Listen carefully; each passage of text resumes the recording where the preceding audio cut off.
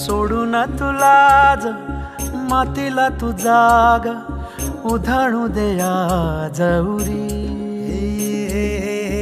उजाडू दे आज साकड हे माग होऊ दे पहाट नवी.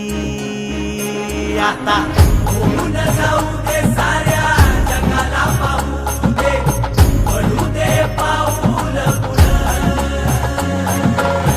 जरी काट पाया खाली लाख येळा येऊ दे पडू दे पाऊल पुढं. मोठी लढाई र लढू मातीसाठी र गड्या मनगटाच जोर लावून.